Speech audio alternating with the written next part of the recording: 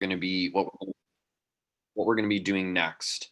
So starting now, we're going to be going into working group updates. And so what we're going to be spending the next hour doing is getting updates from our working group leads.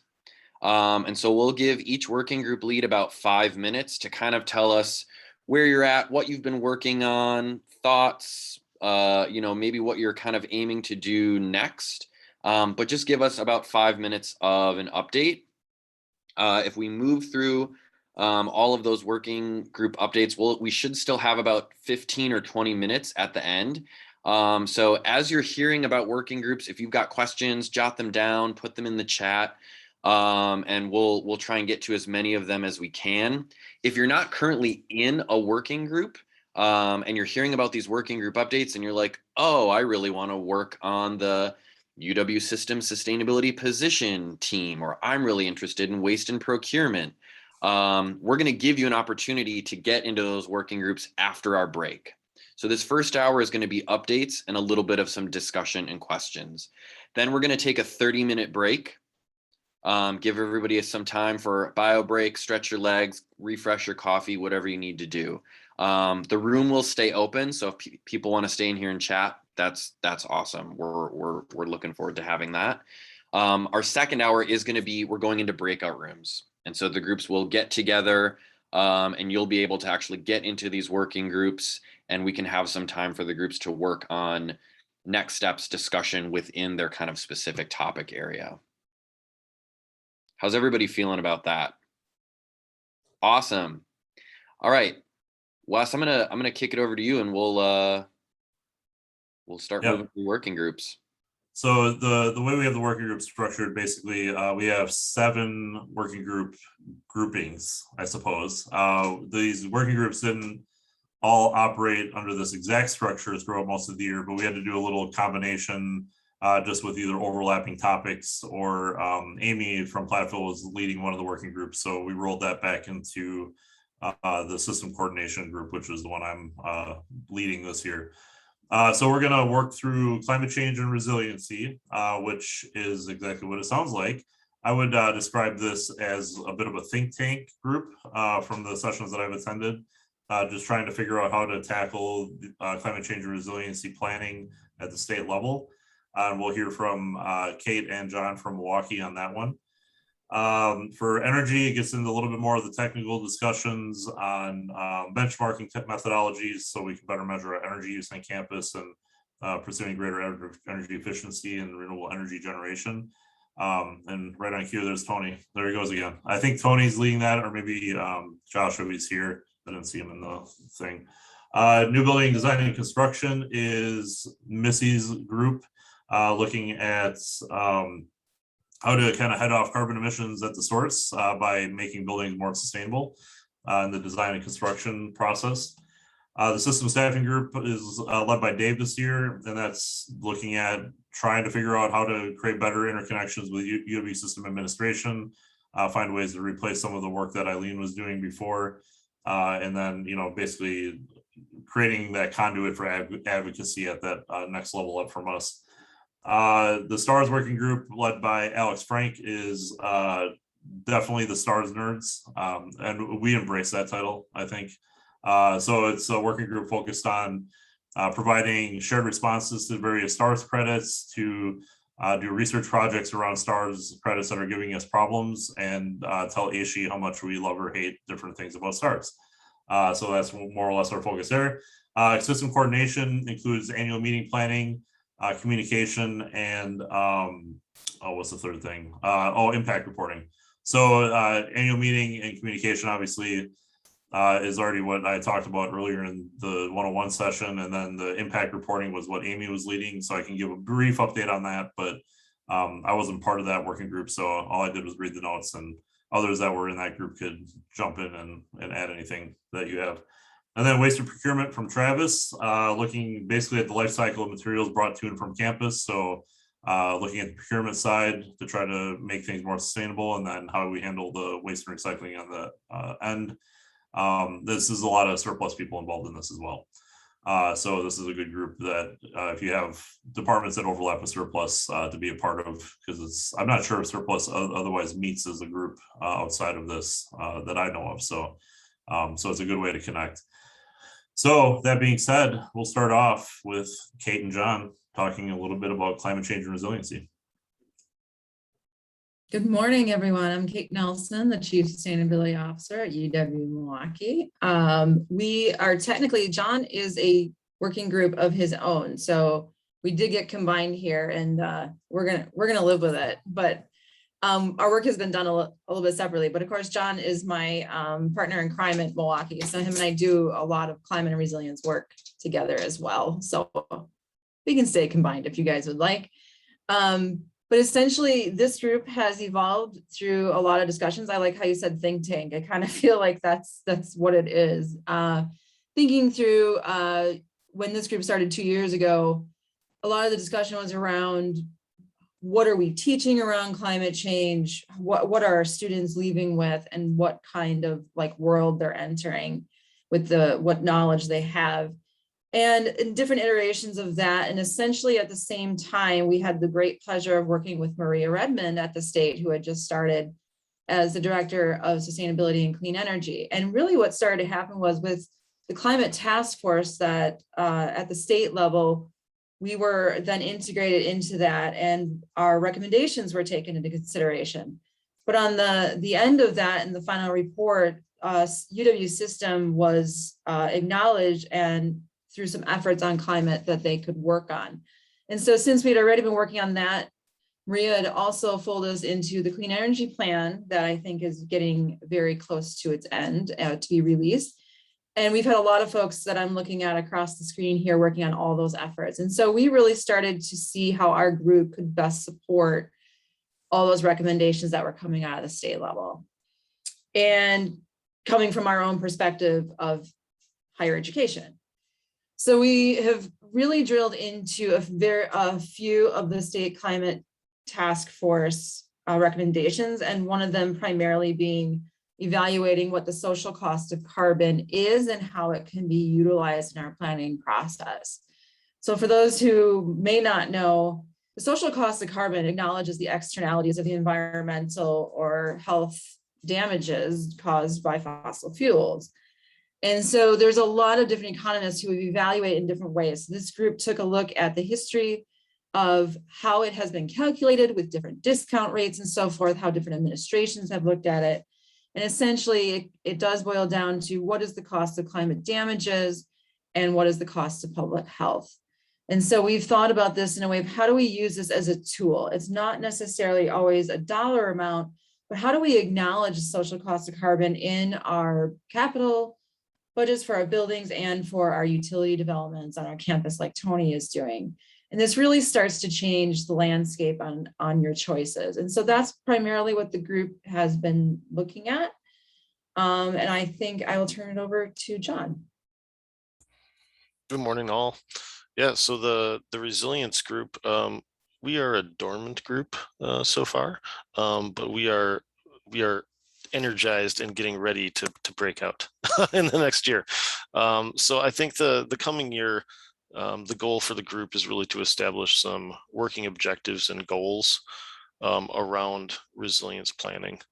And I think a couple of keys, we know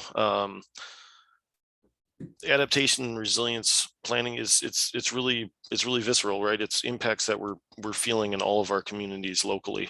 And so there's an urgency there. But at the same time, focusing solely on resilience planning without simultaneously working on emissions reduction is to treat the symptoms and not the cause. So strategically aligning climate adaptation and emissions reduction can really enhance the effectiveness of both strategies. And I think if my guess would be that the resilience group will try to work on some of those things, really looking at co-benefits, avoiding risks, and where those co-benefits are for environmental, economic, and social sectors.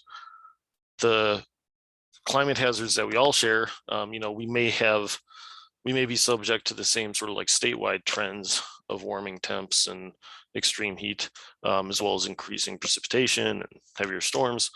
But each of our institutions, exists in a unique geographical and built environment. And so a lot of the things that we may share will be implemented locally in very, very different ways. And there may be vulnerabilities or strengths in each of our communities that are vastly different.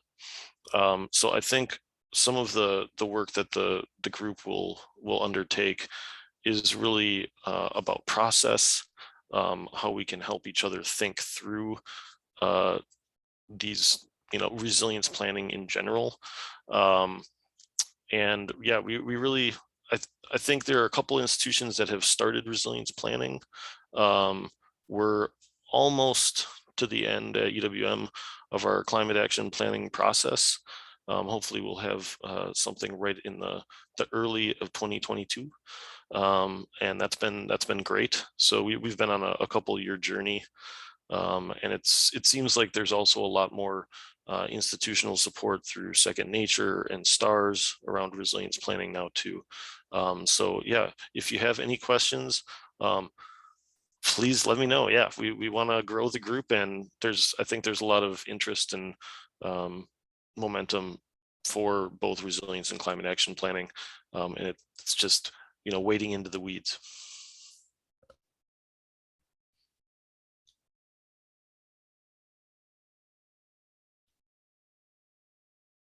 Now I'll turn it back over to whoever's next. Sorry, I wasn't, is that me?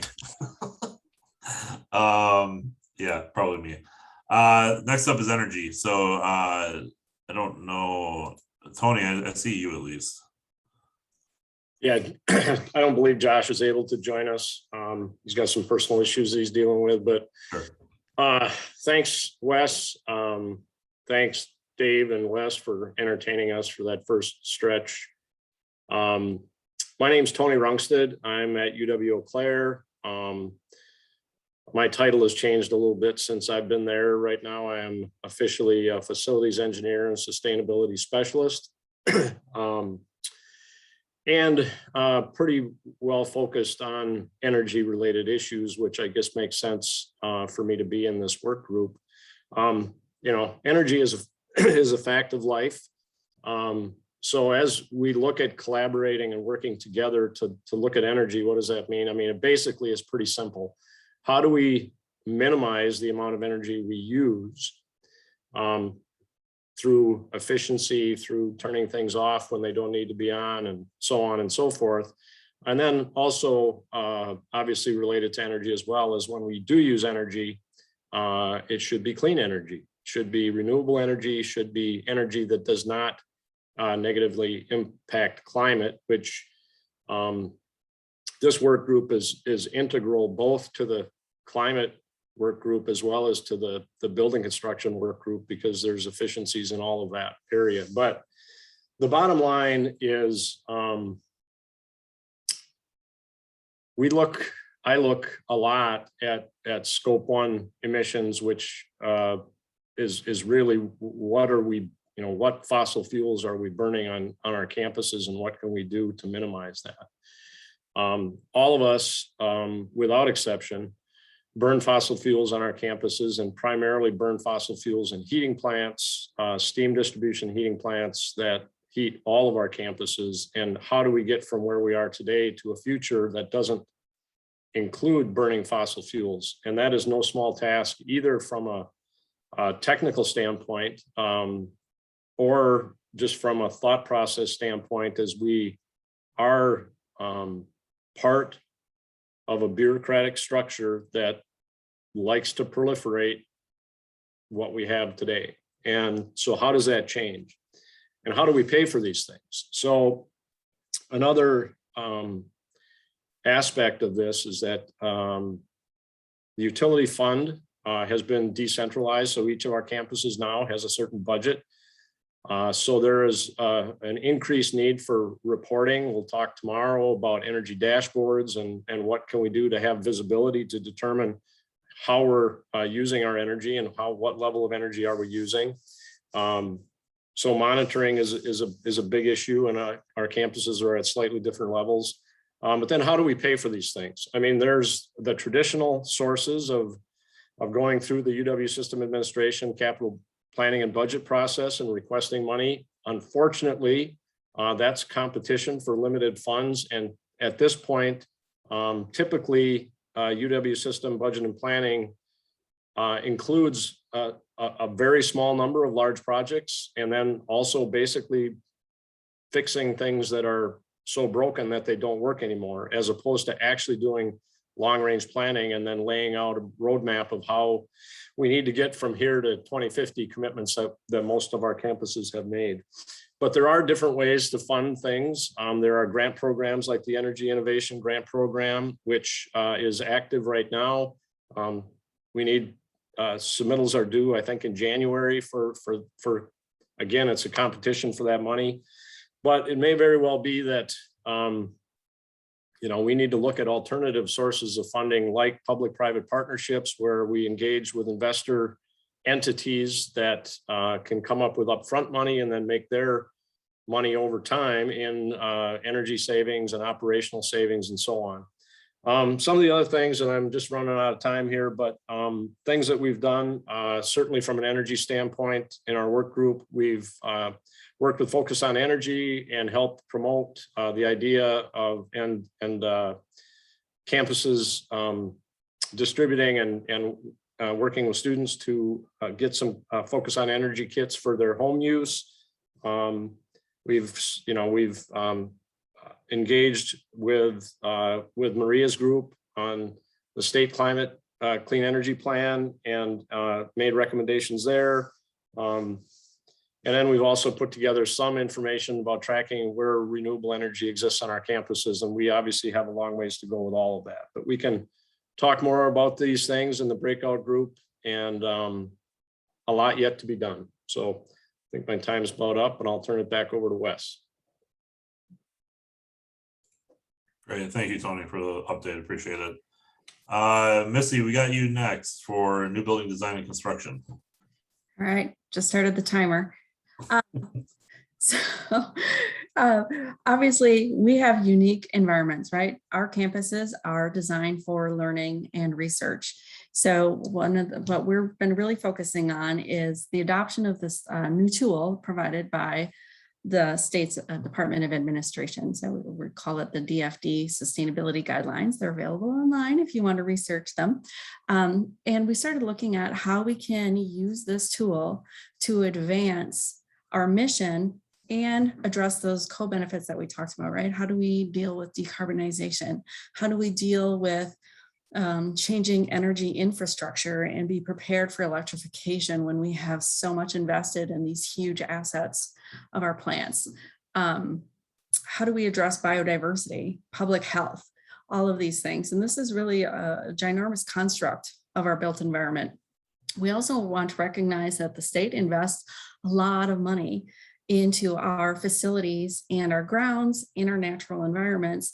So we need to make sure that that is value added, right? That these facilities contribute and complement the mission, right? They should be areas that we can take students who are learning something in the classroom and apply it on campus and apply our own research on campus.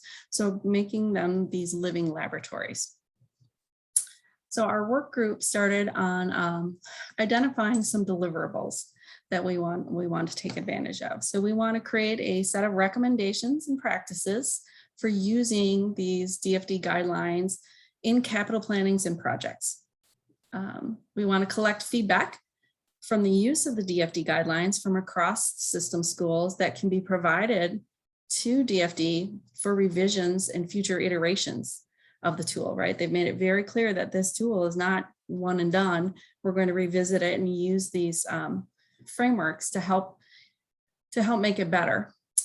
We want to create a reporting template for use across the UW system schools that feeds into the UW system annual reports. And that goes to a lot of the impact reporting that Amy was working on as well. And we want to craft recommendations on how the guidelines can be incorporated into the UW system capital project ranking process, right? So the way system works, we all advance our capital projects and they all compete with each other, right? We are constantly in competition with each other for who's going to get these resources. So we want to see how we can use the DFD guidelines to advance those projects to really meet our own campus goals, but contribute to the state's goals as well. And then we want to develop enhanced performance guidelines and standards across UW systems. So some of the, I'll use the words criticisms that we've had with the tools, that it's not aggressive enough, right? But DFD has made it very clear that as campuses, we can make those, we can increase the baseline, right? We don't have to go with what was recommended. We can advance that and say, all right, for our campus, we want our energy use intensity to be a much more aggressive. So with some of the things that we're looking at, really, the tool is great. It doesn't necessarily address our mission because it's developed to be used across all agencies. So the prison systems and DNR, they don't necessarily have a focus on learning and research. That's our mission. So we want to elevate those in that process. Decarbonization is not an explicit strategy in there, but we can use this tool for that. We also, we talk about scalability, right? The tool is designed to use on a project. We have to look at our campuses as a portfolio, and each project is an opportunity to achieve a, whether if it's by the lake or the water, we can address stormwater management. If it's a classroom building or a laboratory building where we have some opportunities to really nail some energy use, we can use the tool for that. So that's one of the things we're looking at. We mentioned electrification, and Travis used this term.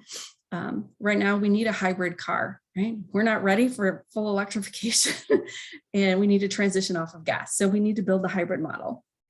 And then we need to incorporate change management and training. So developing and engaging not only our facilities staff, but also the academic and auxiliary facilities managers, right? We need to socialize these concepts before we put them into the capital planning process and just blow the whole system up. That was 5 minutes.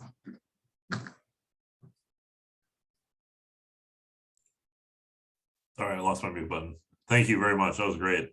Always makes me want to join like all the working groups, but don't have time for that. But yeah, that's really, really exciting work. All right, system staffing from Dave. What's going on, Dave?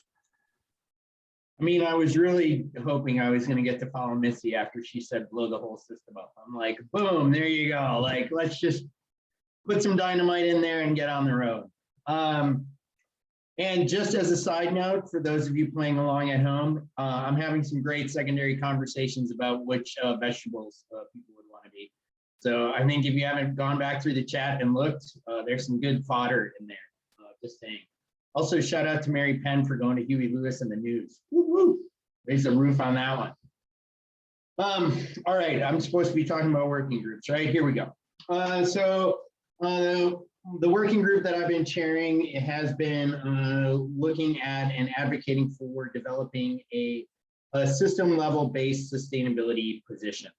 I say position because we don't really haven't been able to clarify directly where that fits best in the UW system structure, whether that would be a vice president, director, wherever. So I think for our group, we've been relatively small. We basically had 6 of us working, 3 folks from Madison, Rex, Missy, and Nathan, and then from around the state, it's been myself, Amy, and Kate. Amy's since left us, so we're a pretty small group of 5. I'd say for the year, we've had struggles and successes. So I think we've had a little bit of both. At the beginning of the year, we were really coming together regularly and working on a variety of different position type descriptions or different ways to attempt to move this idea forward. And so I think that was also one of our struggles, is that as a collective, we were sort of in the midst of 2 big sort of changes within our reality. One was COVID, just sort of dealing with that, about the priority that was taking over us trying to get a position in place. And then as well as dealing with interim President Thompson being in a position of coming and going, essentially. Like he's here doing his job, but probably isn't going to make severe drastic changes or maybe hire a new position. And so we dealt a lot with sort of going back and forth about how to approach this, whether that was through a direct ask to the president or maybe through the Board of Regents somehow, or whether that would be coming from student efforts by our institutions passing resolutions calling for this position. And so there was a fair amount of debate just around what's our really best way to move this forward. On the success side of that, in January, we were able to connect with Deej Lundgren via Maria Redmond. So thanks, Maria, for helping us get that connection. And Deej works at the system and legislative level within the state. And so we met with him. Our group put together a presentation for him to better understand sort of what we were trying to achieve.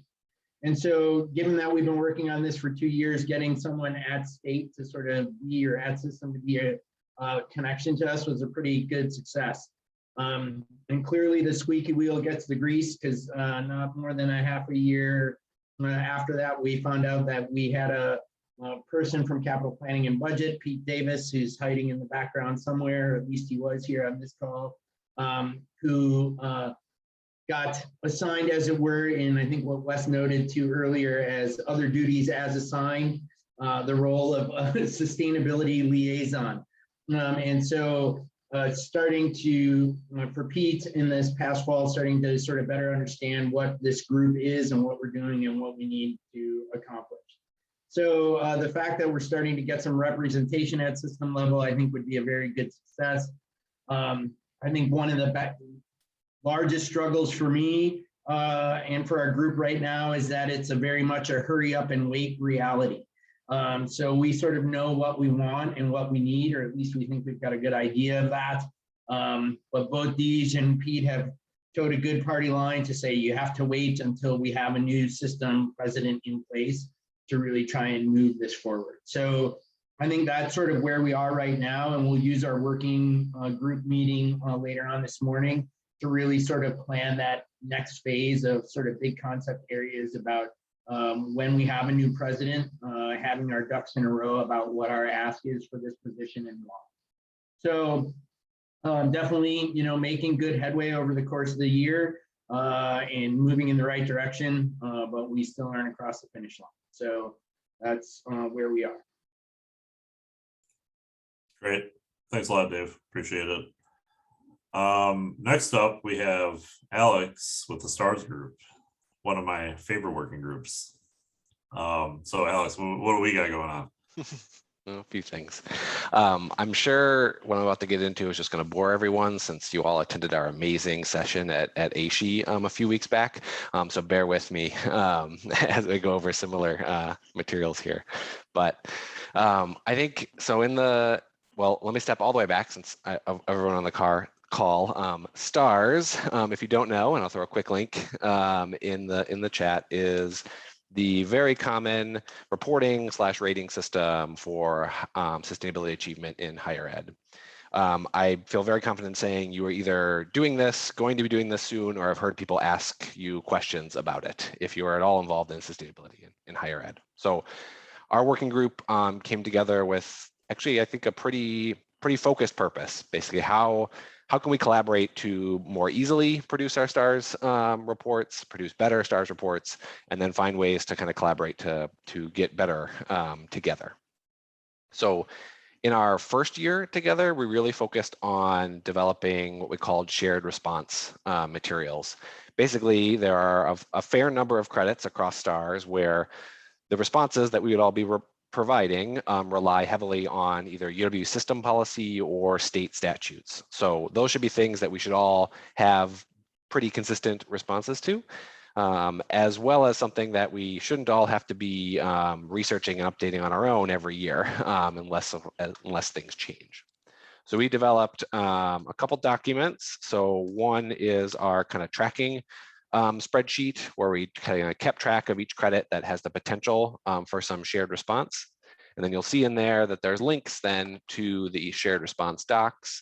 And here's an example of one that we pulled together where it includes kind of general information about the types of activities that could be included in shared response, and then some excerpts from recent STARS reports behind that.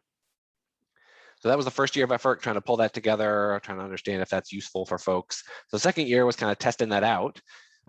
So a big thank you to River Falls and Stevens Point for using these documents, and then also testing out our second thing we focused on, which was a peer review process. So in the STARS, you get extra points for reviewing your work, and even more extra points if you review it with institutions outside of your core institution. So we are still working out the kinks, but testing out a process of kind of dividing and conquering in the world of peer review, and having a handful of us have kind of ownership over a number of credits to perform the review on. The other thing that we're transitioning to is, okay, we've documented where there's overlap in our responses, but there is also places that we identified where there's things that need to be pushed forward at the system or state level that would help all of us in our STARS reporting efforts. And so as we look towards our next efforts, I think it's going to be focusing in on those and trying to better understand what we can do to kind of uplift us all. And that started already with some great work, primarily that Wes and John have been leading with a student that Wes was able to hire, looking into some of the investment related credits in STARS, an area that many of us get 0 to very little points on, and try to understand, one, what kind of state level investments at the State of Wisconsin Investment Board, what data they produce that might be applicable to the STARS scores, as well as better ways of engaging with foundations around questions related to those credits. So that's kind of the update of where we've been thus far. To get you all excited to come and join our breakout session, I think we'd be particularly interested in chatting with people who are getting close to doing their next STARS report, or who might have specific areas where they're struggling as they're thinking about STARS reporting. And most selfishly, a discussion on how to sustain this group, and how, once you've been a part of it, used the shared response materials, gotten a peer review, how you could contribute to the next round of updating shared response materials and continuing peer reviews. That's it from us. Great, thanks, Alex. As they say, there's no such thing as a free lunch. So if you use the tool, you might get pulled into some assignments. Just kidding, it's okay. Don't be scared. All right, speaking of which, next up is system coordination. So as I mentioned kind of at the top of the meeting, this was essentially one of the original working groups that we had formed more or less on an ad hoc basis. We weren't really calling it working groups, but had recognized that there are aspects of how we operate as a system and how we communicate with each other that were largely being fulfilled by Eileen in the UW system coordination position. And from the time she left moving forward, it was a little bit uneven sometimes as to how some of that coordination was occurring. So this working group really kind of encompasses the two main buckets of how we coordinate, which would be regular communication and the annual meeting. So on the communication side of it, when we formed this group, we had a couple of our what we call secondary contacts involved in communications at our individual campuses, really kind of taking the lead on this. And a lot of the work that we did initially was to set up a resource on Google Drive to make sure that we had a really systematic way of file sharing, setting up new meeting invites with regular teleconferences and a consistent hosting. Like I said before, Alex was the one that really took that ball and ran with it for the first year. And then we felt that this working group should probably take that ball back from Alex at some point. So poor Alex isn't locked into moderating every single monthly call like he was originally. So now we do a rotation on note taking and moderation between the members of the working group, and that's worked out really well. Gives everyone a little bit of different flavor month to month, you know, so you can check the schedule and look forward to your favorite moderator and make sure you plan to attend those sessions for high entertainment value. You know, so I think, you know, a lot of the things that we had set up originally have continued to persist, but I would argue probably at, I would say, minimum level. We've been able to maintain the basic array of services through the teleconference, the listserv, the website, and the shared Google Drive. But there's challenges with the listserv that I mentioned before. It doesn't always work for some people, and I'm not really sure why that is. The listserv platform is poorly integrated into Whitewater's login system, so we have to run separate logins for that even on our side. And then it just doesn't seem to be consistent to message through. So, we can provide a little bit better guidance on how to use it. But ultimately, if the software is terrible, then basically we're just looking for an alternative to the terrible software. So if you also have slightly less terrible listserv software where you'd want to host, let me know. The Google Drive itself, at this point, it's always kind of a matter of opinion, but there could probably use a little bit of flattening of the files in there and, the folder structure, so it's a little easier to find things. Right now, a lot of stuff's kind of buried under one folder, UW system planning, and it's a little harder to get to stuff, and we could probably flatten things out a little bit and reorganize. So we might bring a proposal for how to reorganize some of those files in the next year. So I think that'd probably be worth taking a look at. Then we got contacted by UW System Administration about our Facebook page, which we inherited from Eileen's position. And then basically they're looking at trying to combine all UW System communication through the main Facebook page that they operate, which is understandable. I can understand that perspective, but obviously it diminishes some degree of control over the messaging that we put out. The Facebook page isn't highly leveraged by most of our campuses at this point. So essentially, I met with Dave on it because Dave has been, probably the most active on it. We just made him the de facto moderator of the Facebook page because he posted more than the rest of us. But, ultimately we have to figure out a path forward on this and get back to them. I know I've been kicking this can down the road quite a while because we got contacted in late spring last year and really haven't done anything with this. So if you do find the Facebook page, that's generally why it's been inactive. We just haven't really come to an agreement on how we're going to facilitate that communication. For the annual meeting, I think the planning process this year went really smoothly.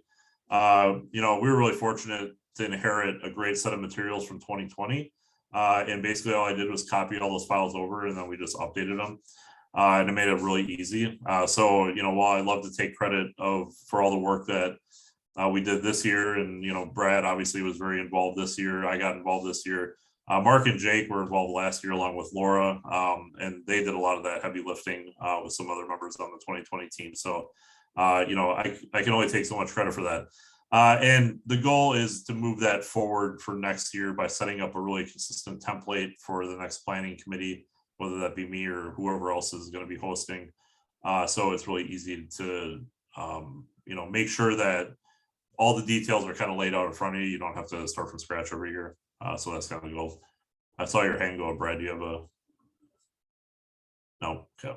Was just applauding all of the work that's been done. Yes, appreciated it. Yes. It was a lot of great material. So we'll get the 2022 team set up with a pretty good array.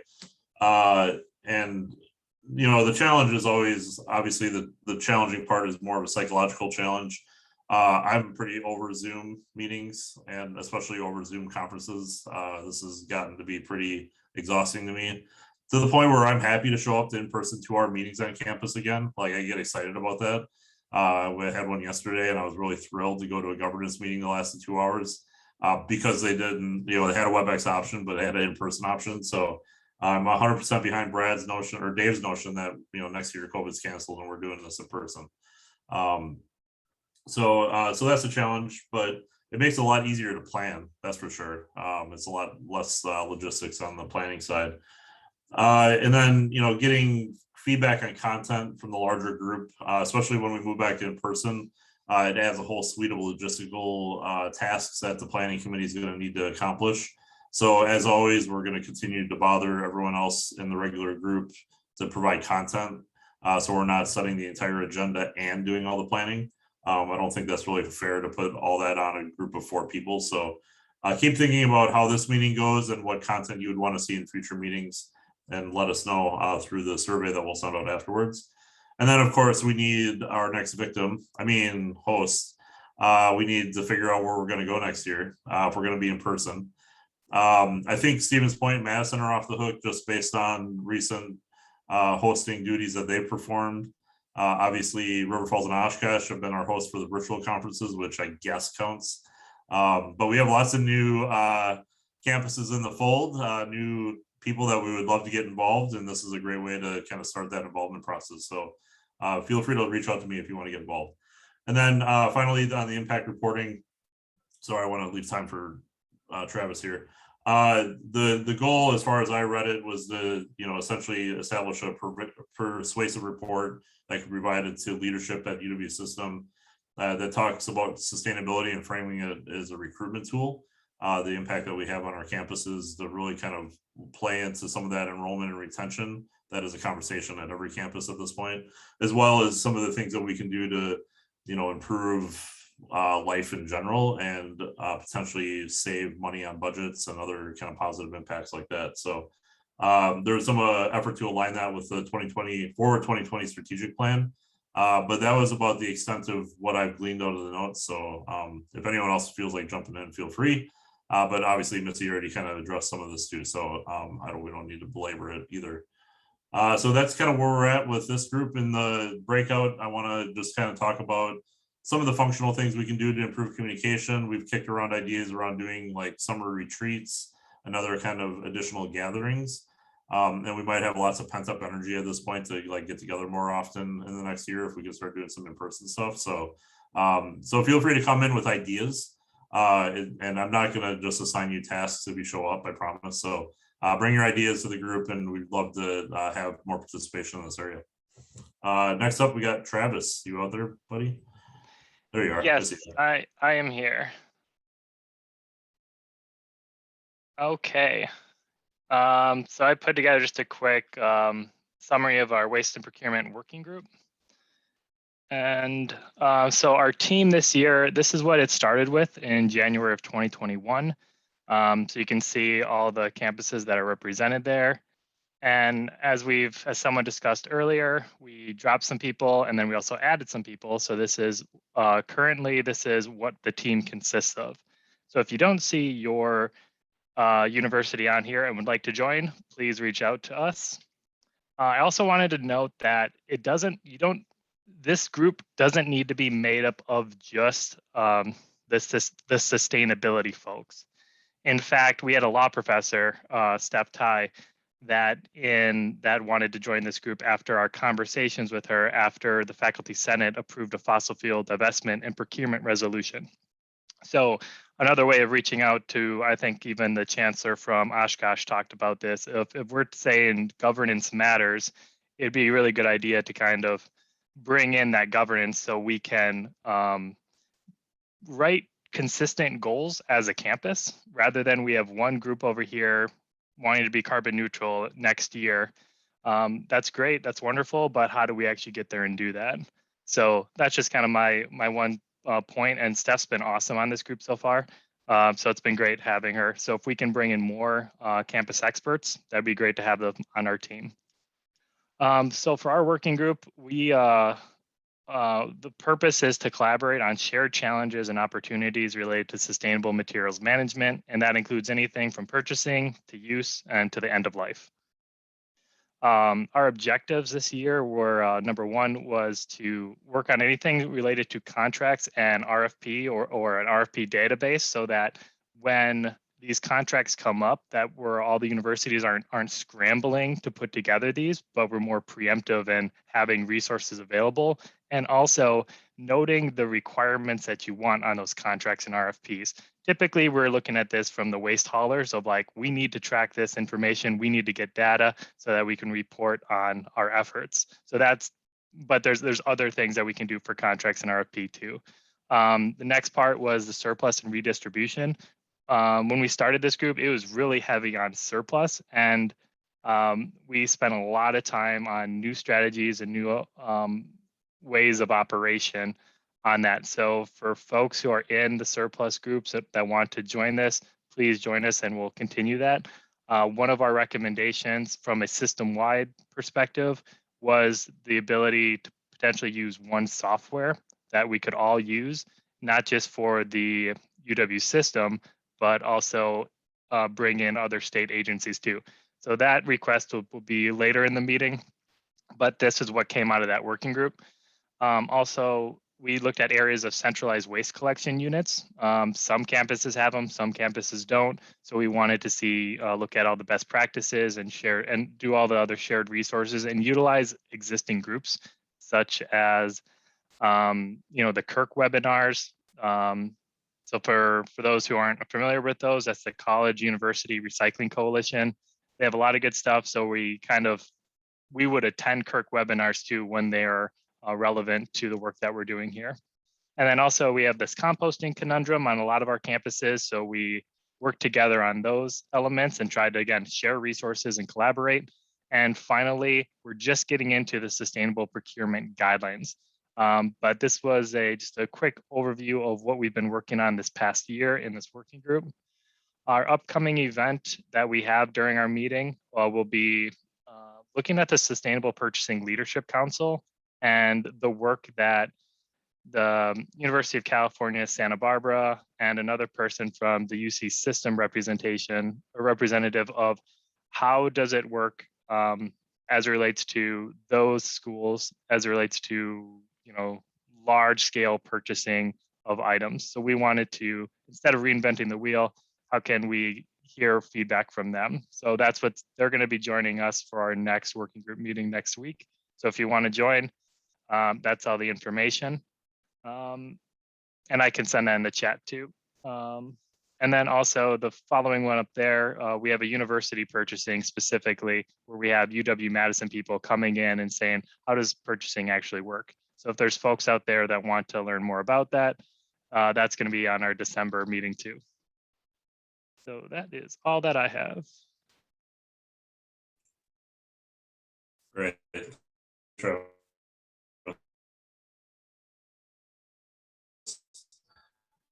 I think we're at the big questions, or if there's something I got dropped in the chat that got missed, feel free to unmute or drop it in the chat and direct it to whatever working group you want to do.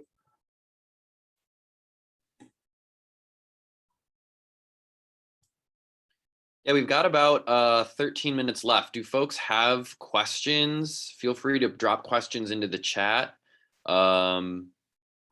related to any of these working groups. And if you're not already in a working group, hopefully these updates have given you a little bit of idea of what folks are working on. Yes, Wendy, would you like to give us an update on curriculum? Go ahead. The forgotten working group. We don't want to put you on the spot, Wendy. Oh, that's sweet. We're actually kind of getting rolling again, I guess. I'm from UW Stout, and I teach sustainability there, and I'm on the curriculum in curriculum sustainability and the curriculum working committee for that campus. But I would love to hear what people are doing on their campuses with regard to sustainability in the curriculum. So that's kind of our first charge for this reviving working group is, what are people doing? So that would be fantastic to know. If you could reach out to me. I've got a little, I've got a site set up so that we can capture what we're doing and kind of get this group rolling again. That would be fantastic. Yeah, Wendy, you said you have a site. Is that a document that you're collecting that in? I believe that was it, right? Yeah, it's just a Google Drive. And Sure. it's around a Google Drive. So just because we don't have an official anything. So we're just kind of getting rolling. Yeah, and if you wouldn't mind, if you have it handy, to drop that link in, we can. I can do that. Populate it. I Great, have thank to you. find it because it's one of those crazy long. Yeah, that's okay. So Wes, I had a quick question about that. So we have a UW system sustainability drive, and we have working groups in that drive. So am I hearing, do we need to make a curriculum working group and put that information in there? I would love that. If we could, rather than my own drive. Yeah, we can get Wendy added and then get her a link to the folder so we can curate those documents in one place.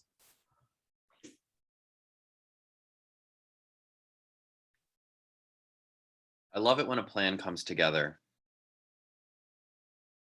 And thank you, Wendy. Yeah, I know there are lots of folks, in particular on the Oshkosh campus. I don't know if any of them are planning to join us today, but I know certainly sustainability in the curriculum is something we're really focused on within the Sustainability Institute, et cetera. And I know across the other campuses there as well. I'm just trying to go through the chat here and see if there's any questions. So I see Daniel makes a really great comment. If you can manage what you're purchasing, managing your waste becomes so much easier. Yes. I think that working group we have often talked about turning off the faucet, right? Stopping what's coming in, and thinking a lot about certainly life cycle, but also right kind of gate to gate. So what happens when stuff comes into your campus? It's got a life on your campus for sort of a specified amount of time, and then what happens on the end. You know, lots to think about in terms of purchasing, and certainly purchasing is directly tied to our waste.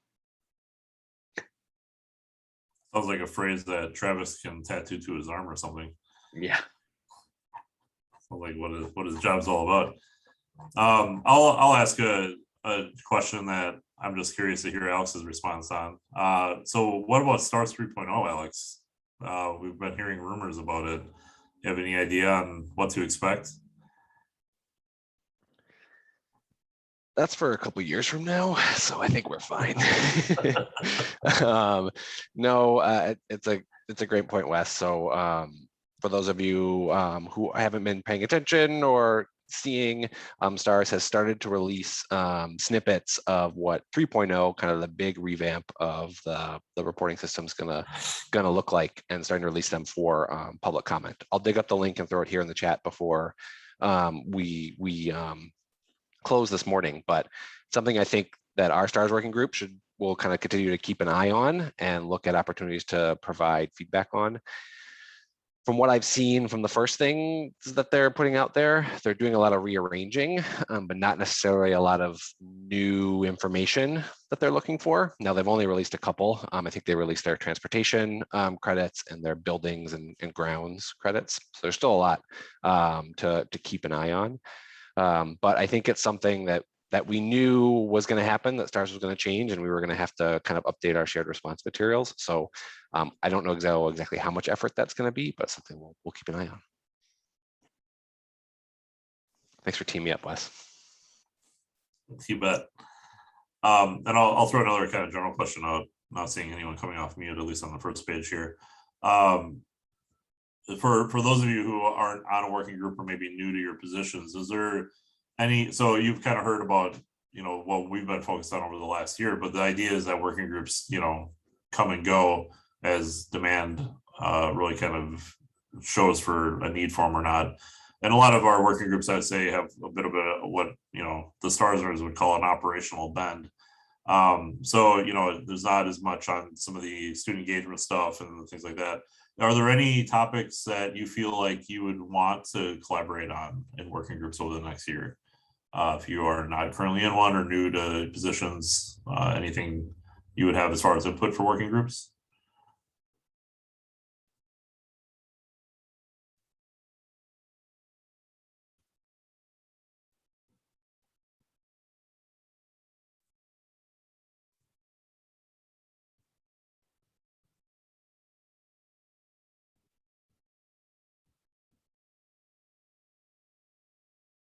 The reverberating Everybody's saying silence. something, but they're all muted and don't realize it. So that's really what's going on there. Like everybody's trying to talk, but nobody can take their mute off. So, you know, don't take it personal. Yeah, so yeah, like, I'll answer my own question because this is a good time. So, you know, one of the things I do on campus is I advise student organizations. We have a student organization focused on sustainability that has had as many as 50 to 60 members, and right now they have 7 members with an e-board that is never programmed during pre-pandemic times. They have no idea what to do. Anyone else struggling with the student engagement side? Is the mask the barrier here? Because we're supposed to be back to normal, but we're seeing engagement kind of down across the board for us. Any thoughts on that? I actually feel like we're having the opposite problem at River Falls. Kind of pre-COVID, we had seen a lot of our student organizations dwindling in numbers and things. And then last year with COVID, we lost some organizations altogether with inactive. And now this year, we just have record numbers of people attending our meetings. And I don't know that we're doing really anything different. I think it's people just craving a way to get involved and having some of that connection. So I don't have good advice for you, but just we're having the opposite problem of how do we keep this many students engaged and how do we direct them? So it's a good problem to have. In my limited time so far, what I've heard from most students is just that they're rebuilding. It's hard enough keeping student groups going with like just the routine turnover, and then you insert a gap where people aren't able to recruit younger members. So a lot of the leadership graduated, they weren't able to have that in-person connection to rebuild their membership. And so they are either without leadership and so not able to really rebuild, or they're in their last semester, they're strapped for time. And so I'm trying to prop up and help revive groups, but it's just challenging. I think I have one group that is more geared towards kind of just casual social things, and the person who's leading that has had success with people still coming out, but they're able to dedicate the time to it. So that's my experience for what it's worth. Sure. Yeah, thank you. I would say at Oshkosh, it's kind of been a both and. I feel like I hear about student orgs and groups that have really just like fizzled, and others seem to be, really just like increasing membership and kind of looking for things to do.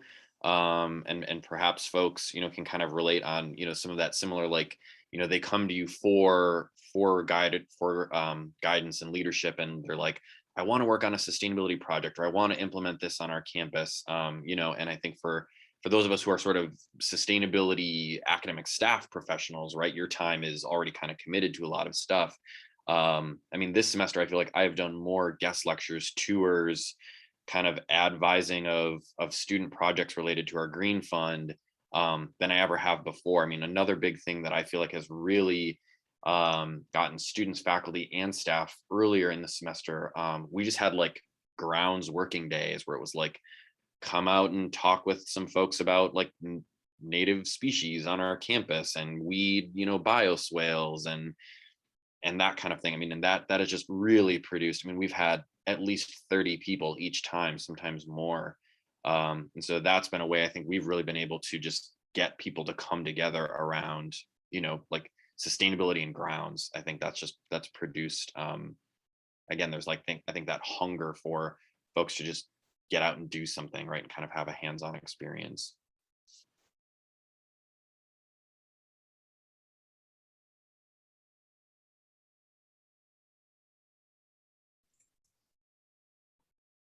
I'll echo that. I think a lot of our student organizations that have partnered with our grounds department for either campus cleanups or seed collection events, kind of any of those, that's what we really kicked off the school year doing. And that really brought in a lot of people, and then they've stayed engaged in the organization over the month or two.